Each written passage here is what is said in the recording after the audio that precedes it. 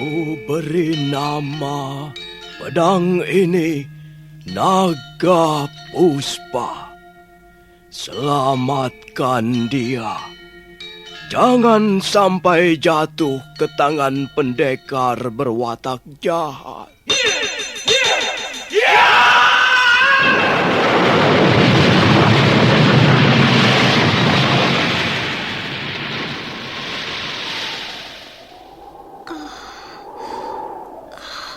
Kakang Kamandanu, kau masih juga tidak percaya bahwa aku mencintaimu. Meisin, maafkan aku, Meisin. Meisin. Meisin!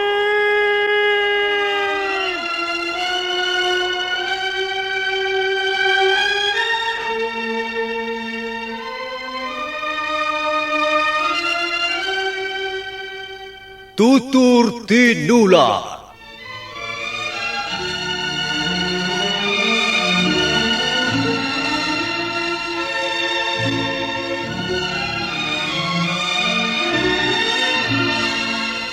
Sebuah sandiwara radio serial, produksi Sanggar Cerita dan Teater Sanggar Prativi.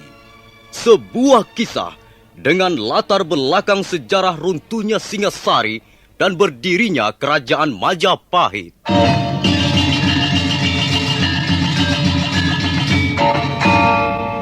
Sandiwara ini didukung oleh pemain-pemain radio yang sudah ternama, Ferry Fadli, Ivone Rose, dan Eli Ermawati.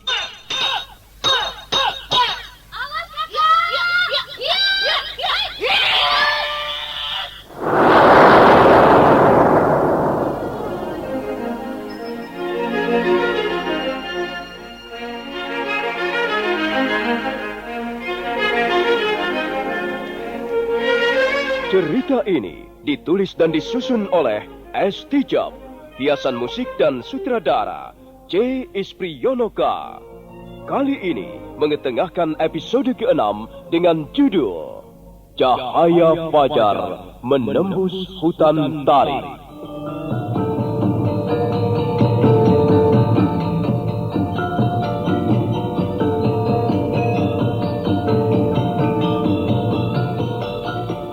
Dalam seri ke-165 ini didukung oleh para pemain Purnomo sebagai Ki Jaralaleyan, Masud sebagai Wangsa Alemu, Yayu Kristanto sebagai Nyai Sepang, Edi Dosa sebagai Mantri Segoro Winotan, Andang Karim sebagai Ki Luwuk, Eli Ermawati sebagai Meisin, Firman dan Beni sebagai prajurit, Indra Hadi sebagai Sampit, dan Asdi Suhastra pembawa cerita.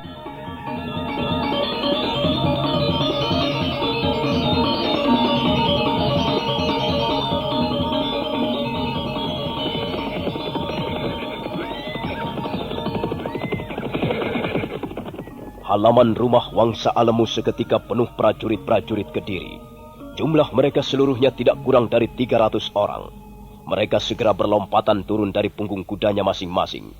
Ki Jaralaleyan berbicara sebentar dengan Mantri Segara Winotan yang masih duduk di atas kudanya, sebelum kemudian dia melangkah menuju pintu rumah Wangsa Alemu.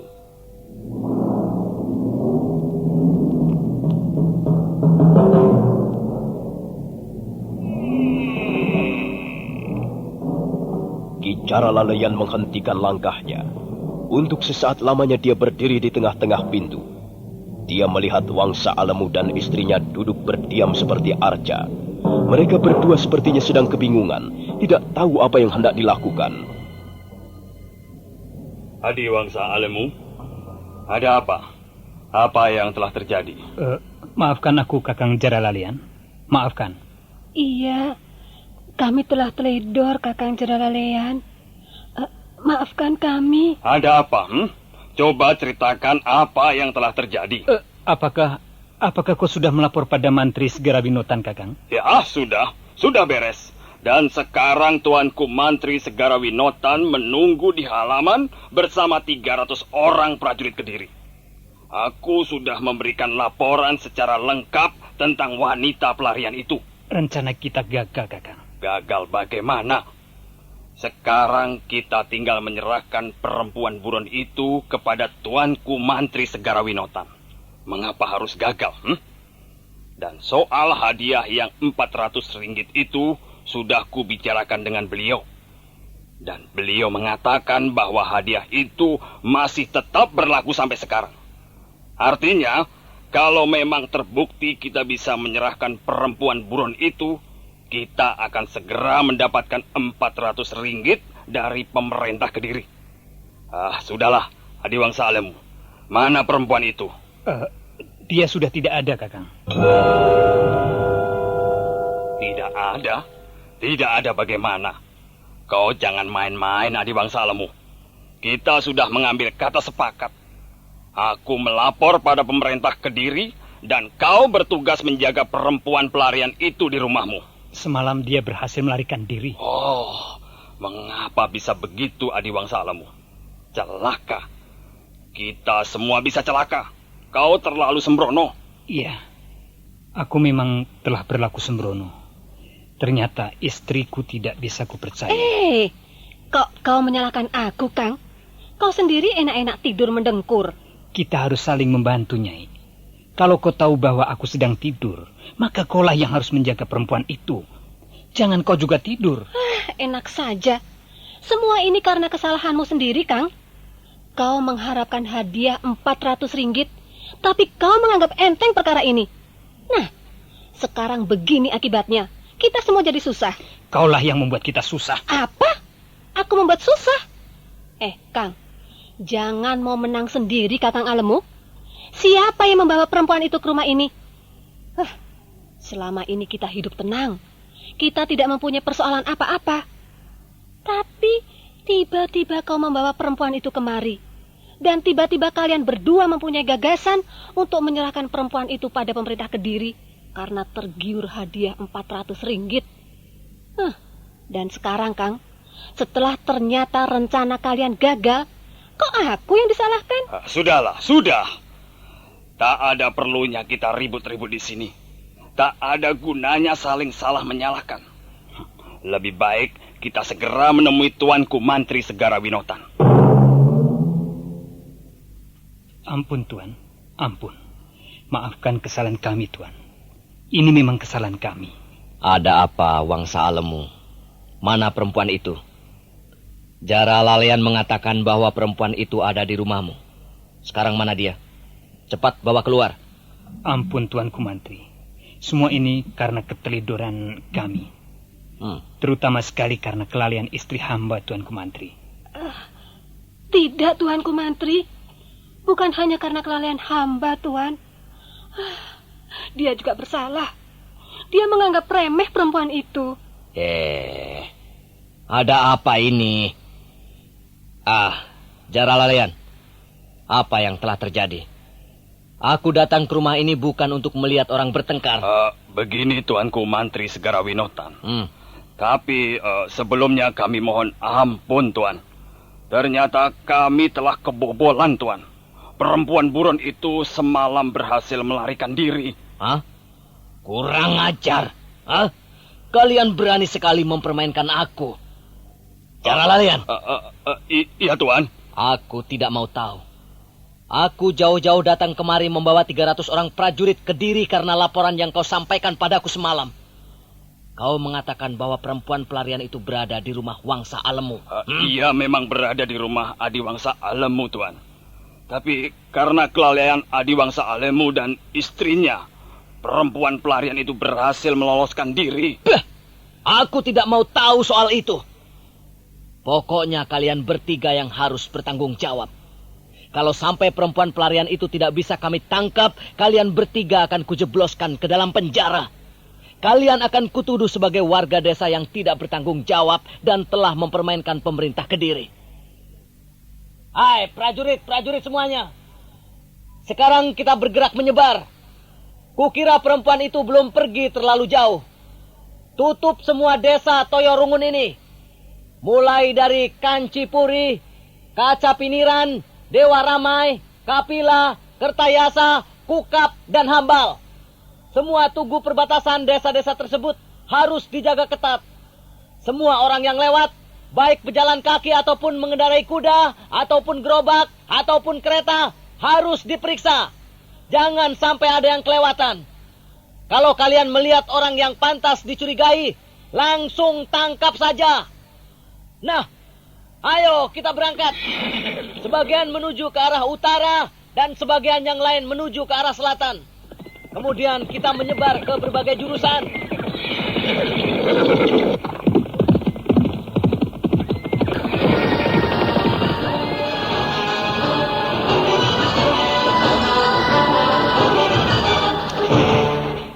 Nah, sekarang bagaimana Adiwangsa Alemu? Rupanya kita memang tidak cocok untuk bekerja sama dalam segala bidang. Aku merasa dikhianati. Maafkan aku, Kakang Jaralalian. Aku pun tidak ingin dipenjarakan. Aku harus mencari sebabnya. Rasanya tidak masuk akal kalau sampai wanita pelarian itu bisa meloloskan diri. Nah, itulah yang terpenting. Kau harus bisa menemukan sebab-sebab itu. Mungkin ada salah seorang di antara pembantumu yang berkhianat. Baiklah, Kakang. Aku akan menyelidikinya.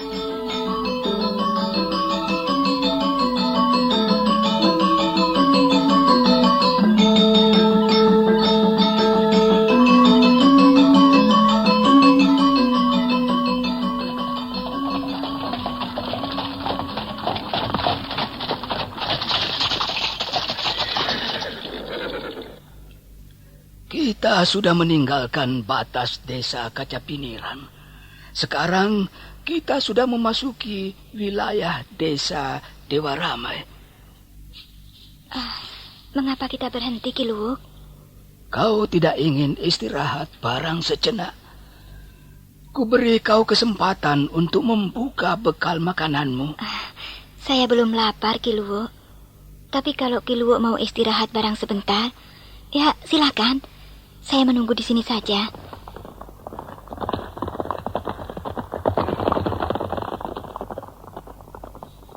Aneh sekali. Ada banyak prajurit-prajurit Kediri berkeliaran sejak tadi. Apa yang mereka cari? Kelihatannya mereka sedang mencari seseorang, Ki. Iya, kelihatannya begitu. Tapi biar sajalah. Biar saja mereka dengan urusannya. Yang penting kita tidak mengganggu mereka. Mungkin ada suatu peristiwa penting sehingga pemerintah Kediri perlu mengerahkan prajurit-prajuritnya. Pemerintah Kediri.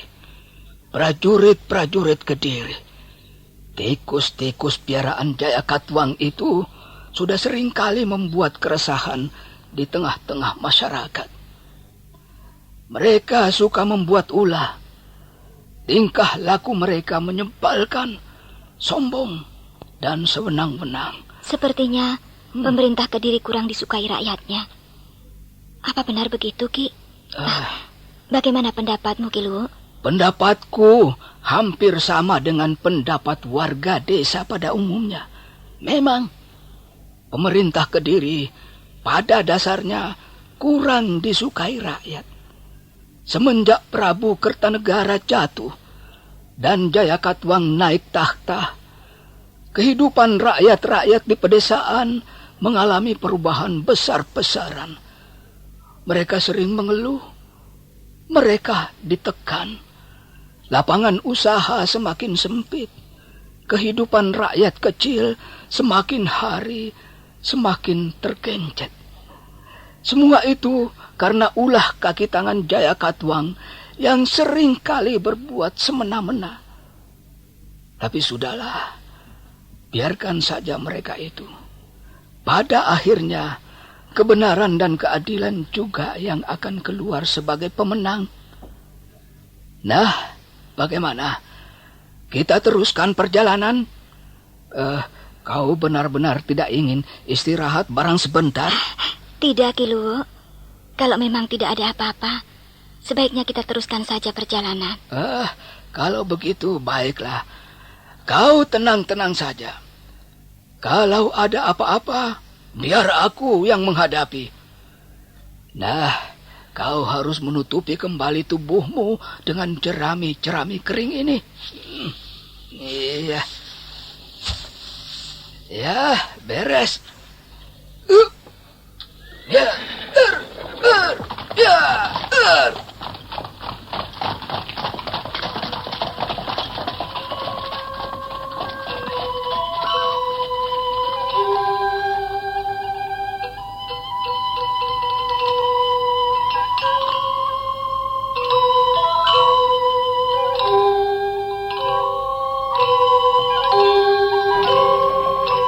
Aki Luwuk kembali duduk berguncang-guncang di atas gerobak kudanya.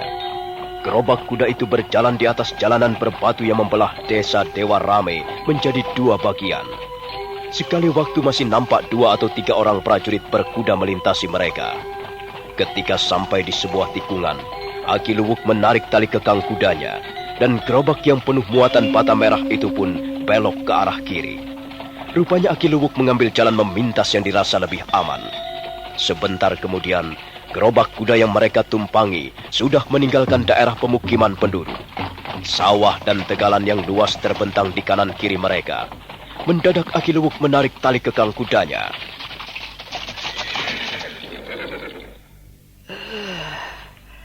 Ada banyak prajurit di depan tugu batas desa Dewa Ramai.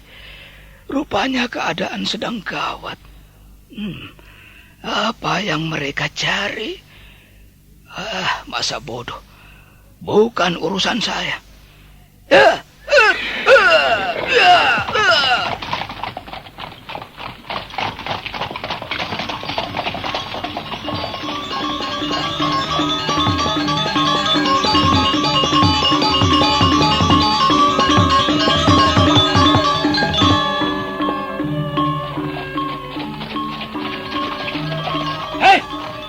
Berhenti! Berhenti!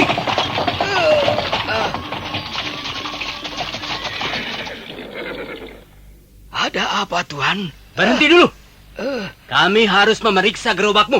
Ayo, kau turun dulu. Semua yang melewati perbatasan desa ini harus diperiksa. Ini perintah langsung dari Tuanku Mantri Segara Winotan. Baik, Tuan, baik. Apa yang kau bawa di dalam gerobakmu itu, ha? Bata merah, Tuan. Mau kau bawa kemana bata merah itu? Ke desa Hambal, Tuan. Hamba seorang pembuat bata merah.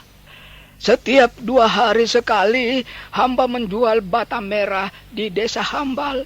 Ayo, periksa gerobak ini.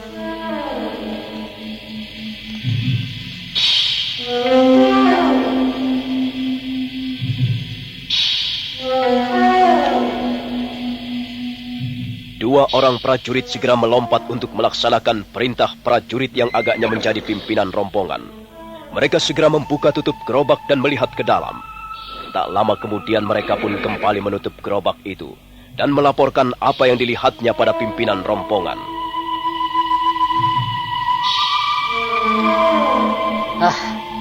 Tidak ada apa-apa.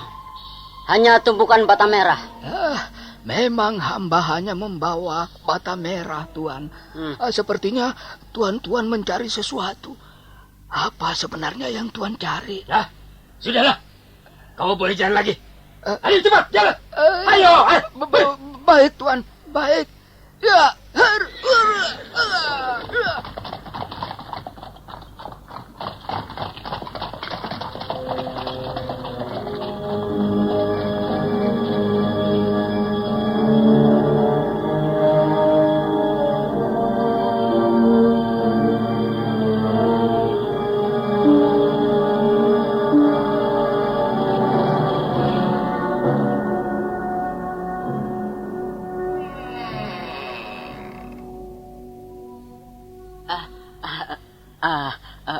Tuan memanggil hamba? Ya, duduk, Sambit. Iya, Tuan. Kau adalah seorang abdiku yang paling setia dan paling bisa kupercaya. Iya, betul, Tuan. Sudah berapa lama kau bekerja padaku? Sudah cukup lama juga, Tuan. Mungkin sudah lebih dari 5 tahun. Ya, selama ini kau memang tidak pernah mengecewakan aku. Kau selalu bekerja dengan baik Kau selalu memperlihatkan kesetiaanmu. Iya, Tuan. Karena itulah, aku semakin percaya padamu. Karena itulah upahmu semakin lama semakin tinggi. Sekarang ini, tiap bulan kau menerima 35 kepeng dariku. Iya kan? Iya, Tuan. Tapi sekarang kau telah membuatku sangat kecewa. Kau telah mengkhianati aku. Kau telah menyalahgunakan kepercayaanku. Hamba tidak mengerti apa yang Tuan maksudkan. Sampai. Iya, Tuan. Kau harus berkata dengan jujur. Kalau sampai kau berani berdusta, nasibmu akan celaka. Kau pergi kemana semalam? Hamba pergi kemana semalam? Awas, kalau kau berani membohongi aku. Ada seorang tetangga mengenalimu semalam. Ketika kau keluar dari rumah ini membawa seorang perempuan. Kau melewati jalan belakang. Apa benar begitu? Katakan yang sebenarnya, Sampit. Iya. Jangan pelintat-pelintut. Katakan bahwa kaulah yang membawa Meisin keluar dari rumah ini. Kaulah yang membantu dia melarikan diri. Ayo, jangan mungkir, Sampit. Akui saja perbuatanmu itu. Iya, Tuan. Aduh, bagaimana? Ampun. Aku hanya butuh pengakuanmu, Sampit. Cepat katakan bahwa memang benar kau yang membantu perempuan itu melarikan diri, bukan? Iya, Tuan. Tapi apa? Sekarang sudah jelas. Ternyata kaulah biang keladi malapetaka di rumah ini. Ampun, Tuan. Hamba juga terpaksa melakukannya, Tuan. Hamba disuruh oleh Gusti Putri.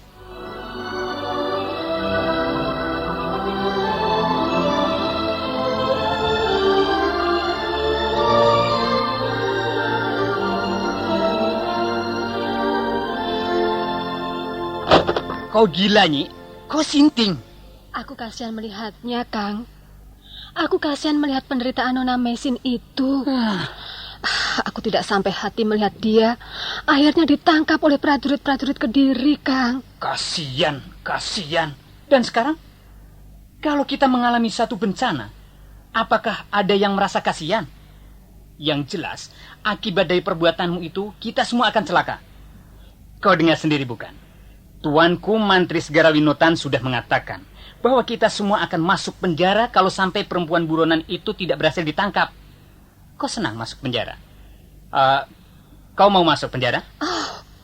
Tidak, Kang. Aku tidak mau dipenjarakan. Aku juga tidak pernah berpikir sampai ke situ, Kang. Aku hanya kasihan saja melihat Nona Meisin. Dan aku ingin menolongnya. Tolol. Sapi gemuk yang tolol. Kau bukannya membantu aku, tapi malah berusaha mencelakakan aku. Istri macam apa kau ini? Duit saja maunya yang banyak. Pakaian maunya yang bagus. Tapi di tengah jalan kau menjegal suamimu sendiri.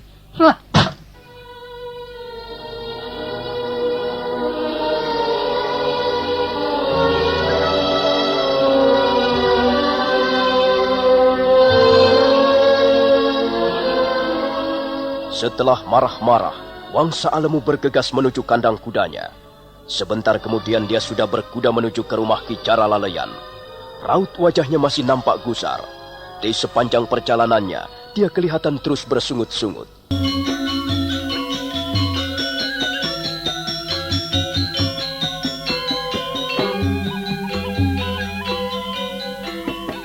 Wangsa Alemu marah sekali, apalagi setelah dia tahu bahwa istrinya lah yang mendalangi kaburnya Meisin dari rumahnya.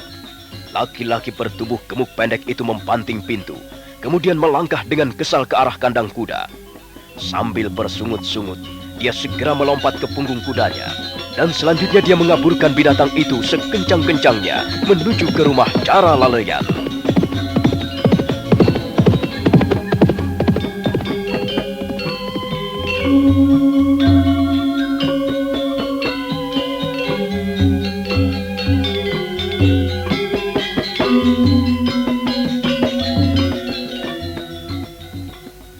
Semua ini kesalahan istri saya, Kang. Setelah saya desak, akhirnya dia mau ngaku. Kalau begitu, Nyai Sepang, istrimu itu bukan seorang istri yang bijaksana. Seharusnya dia tidak boleh berbuat begitu. Dia bukan istri yang baik. Baiklah, bagaimanapun juga hal ini sudah terlanjur terjadi. Dan kita harus berusaha mengatasi kesulitan ini. Menurut perhitunganku, perempuan buronan itu belum pergi terlalu jauh, Kang. Apakah dia belum lama meninggalkan rumahmu? Menurut Sampit, dia pergi kira-kira tengah malam tadi. Sampit yang mengantarkannya menemui Ki Luwo di tugu perbatasan desa Toyorungun. Dia berjalan kaki? Iya, Kang. Dari rumah dia memang berjalan kaki. Tapi katanya kemudian dia dititipkan pada Ki Luwo, seorang pedagang bata merah dari desa Kansipuri. Kebetulan sekali Ki Luwo bermaksud menjual bata merahnya ke desa Hambal hari ini. Kalau begitu sekarang dia ini sedang dalam perjalanan dengan gerobak kuda. Iya, Kang, benar.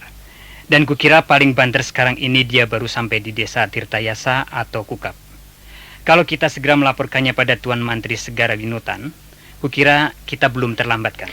Nah, kalau begitu sekarang kita harus cepatnya menghadap beliau. Kita langsung saja menuju perbatasan desa Hambal. Kukira beliau berada di sana sekarang ini.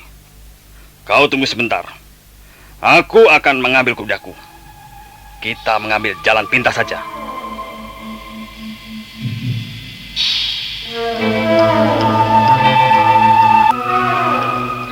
Wangsa Alamu menunggu di halaman di depan pendopo rumah kediaman Jaralaleyan.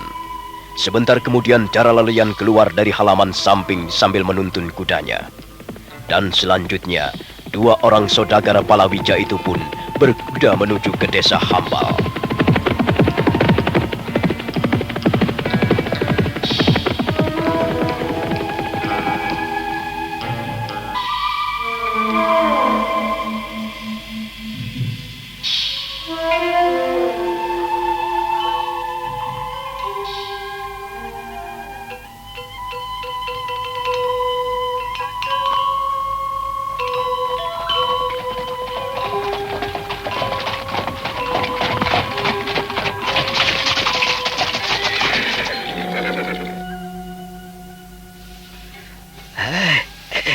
Bangun sebentar. Ada apa, Ki Luwo? Apakah ada yang kurang beres? Entahlah. Aku tidak tahu apa yang sedang terjadi.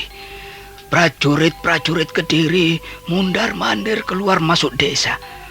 Mereka kelihatannya sibuk mencari sesuatu. Kau tidak apa-apa bukan? Apakah kau mau istirahat sebentar? Minumlah dulu kalau kau merasa haus. Tidak usah, Ki Luwo. Biarlah. Nanti saja setelah keluar dari perbatasan desa Hambal, baru saya akan minum. Mukamu kelihatan pucat sekali. Kau sakit ya? Tidak, Ki Luwo. Saya tidak apa-apa. Sepertinya kau sedang memikirkan sesuatu persoalan yang cukup berat. Tidak, Ki Luwo. Barangkali saya hanya lelah. Sudah hampir seharian saya meringkuk di atas gerobak kuda ini. Kalau kau mau pindah ke depan, silahkan saja. Kukira tidak apa-apa. Pindah saja ke depan daripada kau tidur di situ. Tidak, Ki. Sebaiknya saya di sini saja. Untuk sementara ini, saya memang masih harus bersembunyi. Saya takut pihak keluarga suami saya masih terus mencari-cari saya. Kalau sampai mereka menemukan saya, tentu mereka akan memaksa saya pulang ke rumah suami saya. Suamimu itu keterlaluan sekali. Laki-laki yang tidak bertanggung jawab. Mengapa kau memilih orang seperti itu menjadi suamimu? Kukira kau telah salah pilih. Iya, benar, Ki Luwo. Saya telah salah pilih. Tapi semuanya telah terjadi. Mau apa lagi? Sekarang ini saya hanya tinggal menerima nasib. Ki Luwo, sepertinya ada banyak orang di depan sana. Apa yang sedang terjadi? Iya, ada banyak prajurit berkuda berjaga-jaga di tugu batas desa Hambal. Nampaknya mereka memeriksa semua orang yang mau melewati perbatasan desa Hambal.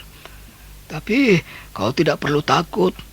Toh, kita tidak punya kesalahan apa-apa terhadap pemerintah Kediri. biarkan saja mereka itu. Nah, mari kita lanjutkan perjalanan. Kau tenang-tenang saja di situ. Kalau nanti ada pertanyaan, biar aku yang menjawab.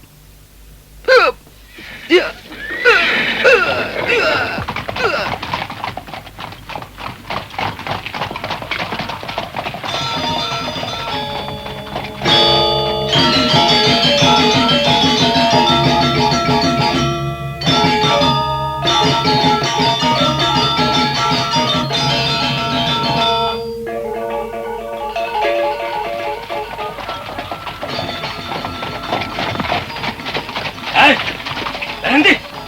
Berhenti! Ayo, minggir! Minggir ke sebelah sini!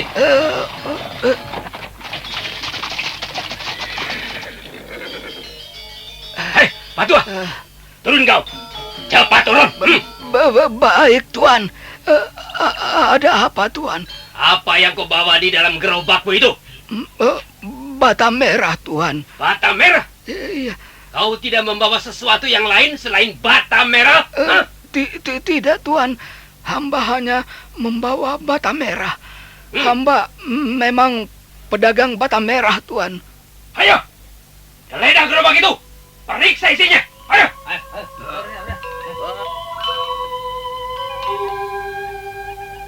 Beberapa orang prajurit segera melompat untuk menggeledah isi gerobak kuda milik Aki Luwuk. Tak lama kemudian, mereka pun kembali menutup pintu belakang gerobak dan segera melaporkan apa yang telah mereka lihat di dalam gerobak kepada pimpinan rombongan. Tidak ada apa-apa, hanya batu bata merah. Kemana tujuan perjalananmu, Pak Tua? Hei, Pak Tua, dengar. Tuanku Mantri Segoro Winotan bertanya padamu. Ayo jawab cepat. Beliau ingin tahu kemana tujuan perjalananmu. Hamba mau ke desa Hambal, Tuan.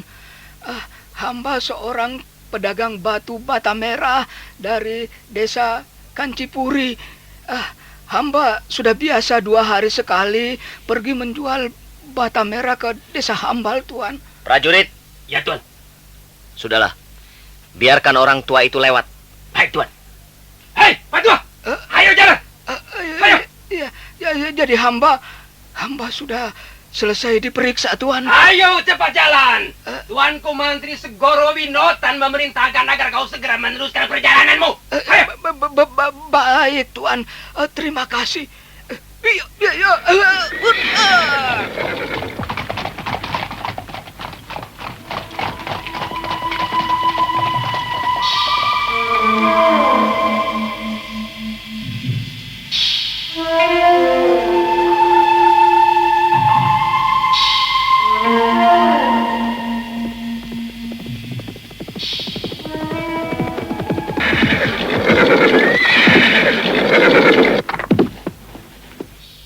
Ampun, Tuanku Mantri.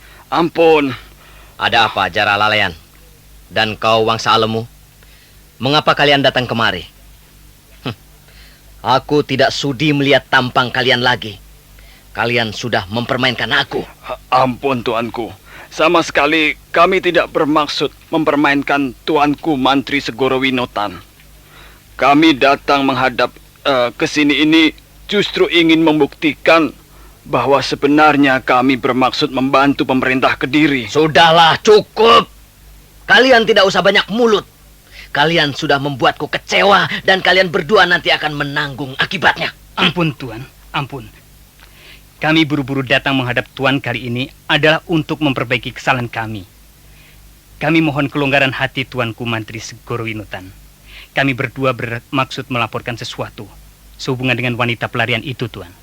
Sudahlah. Sudah. Aku tidak mau bertele-tele. Jangan berpanjang lebar lagi. Cepat katakan apa yang hendak kau katakan. Begini, Tuan. Kami menduga keras wanita pelarian itu belum pergi terlalu jauh. Masih ada harapan untuk bisa menangkapnya, Tuan. Wangsa Alemu. Iya, Tuan. Kau jangan bicara sembarangan. Aku sudah mengerahkan prajurit-prajurit Kediri untuk menutup seluruh perbatasan desa di sekitar Toyo Rugun. Dan aku sendiri sudah hampir separuh hari berdiri di tempat ini, kau tahu. Tapi wanita pelarian itu masih belum juga bisa aku lacak jejaknya. Ampun Tuan, barangkali Tuanku Mantri dan prajurit-prajurit Kediri telah kebobolan. Kebobolan bagaimana? Kau mau mengatakan bahwa kami semua tidak becus bekerja, begitu? Bukan begitu Tuan. Belum lama kami telah dapat menemukan jejak wanita pelarian itu. Wanita itu ternyata melarikan diri bukan dengan jalan kaki, melainkan dengan mengendarai gerobak kuda. Iya, benar Tuan. Dan kami kenal betul dengan pemilik gerobak kuda itu. Orangnya sudah cukup tua.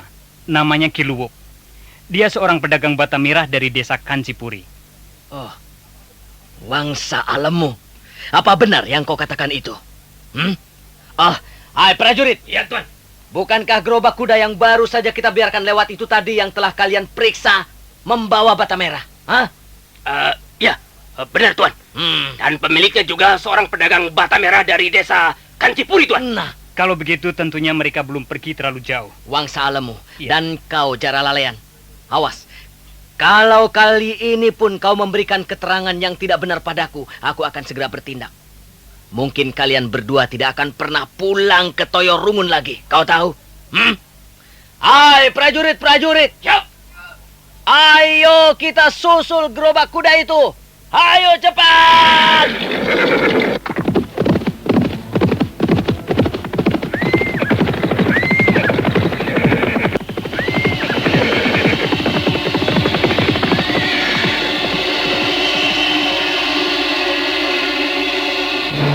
Senja telah semakin turun.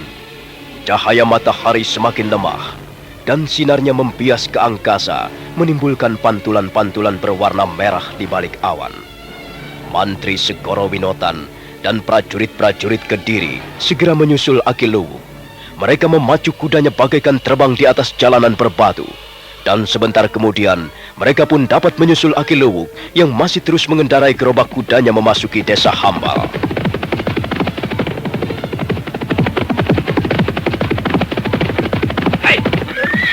Pergi dulu Pak Tuan. Ayo turun kau. Ada apa lagi Tuan?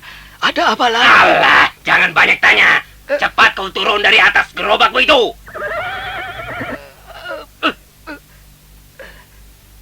Ki Luwuk, rupanya hari ini kau tidak mujur. Kau, bukankah kau Wangsa Alemu? Iya. Apa maksudmu? Ku katakan bahwa hari ini nasibmu sedang tidak mujur. Hal itu karena kau rupanya suka mencampuri urusan orang lain. Mestinya kau cukup membuat batu merah saja dan menjadi seorang pedagang yang baik. Apa maksudmu, Wangsa Alemu? Aku sama sekali tidak mengerti. Ki Luwuk, lihat baik-baik. Yang sedang duduk di atas kuda berwarna hitam coklat itu. Tahukah kau siapa beliau? Beliau adalah Tuanku Mantri Segoro Winotan. Beliau adalah penguasa perwakilan pemerintah Kediri di kota Singasari dan sekitarnya. Dan sekarang kau ini punya urusan dengan beliau. Kau akan langsung berhadapan dengan kekuasaan beliau. Apa maksud kalian? Prajurit. Ya. Cepat geledah isi gerobak kuda itu. Kalau perlu tumpahkan isi gerobak itu ke jalanan. Baik Tuan. Ayo. Beberapa orang prajurit segera melompat dan membuka tutup gerobak. Mereka kemudian membongkar isi gerobak. Mereka membuang batu bata merah ke jalanan. Aki Luwuk tak bisa berbuat apa-apa. 2 orang prajurit berjaga-jaga di dekatnya. Nah, ini dia. Ini dia Tuan orangnya. Ini dia. Iya. Itu dia orangnya, Tuan. Ya. Dia itulah yang bernama Meisin. Dia wanita pelarian itu.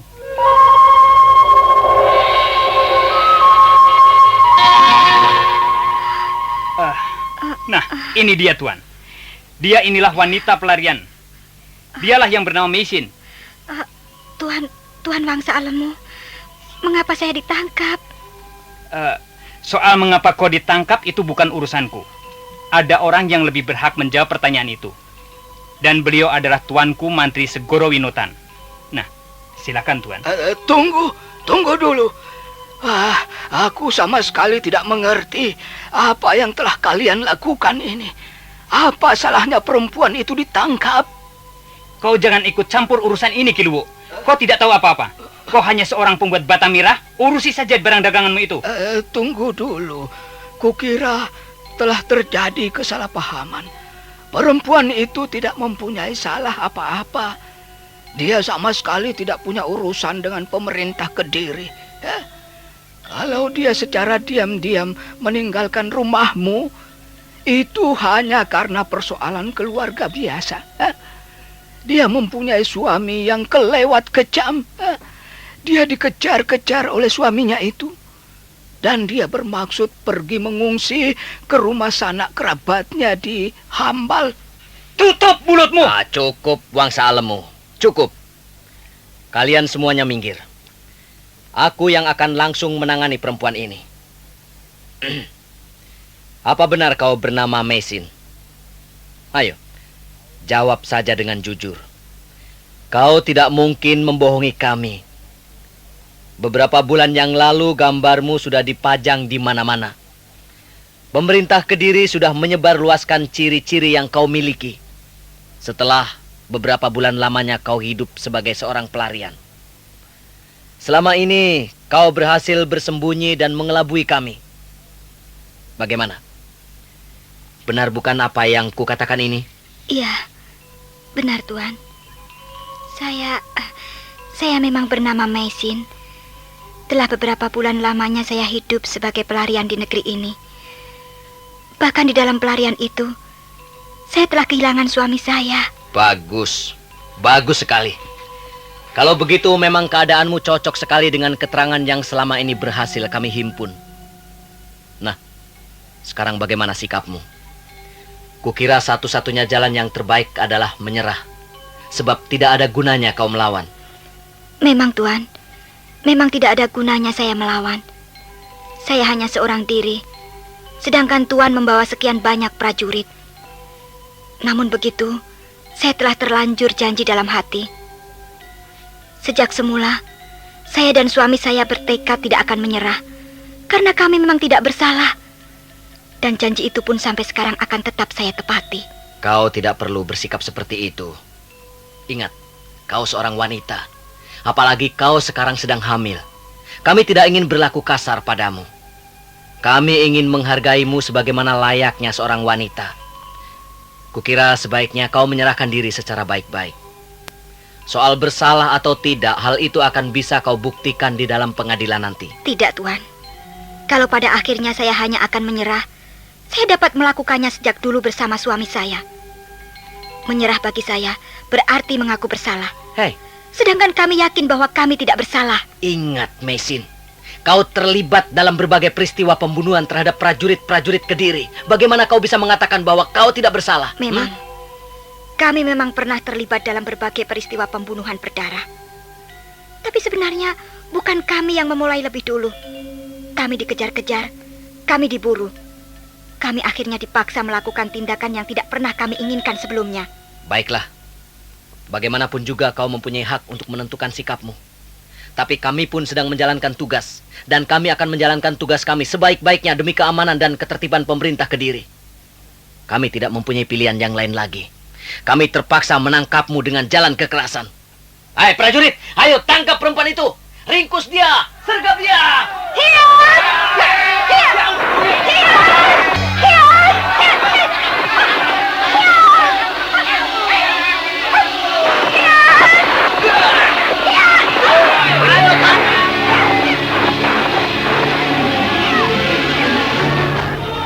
Mesin terus berusaha memberikan perlawanan dengan segenap kemampuannya.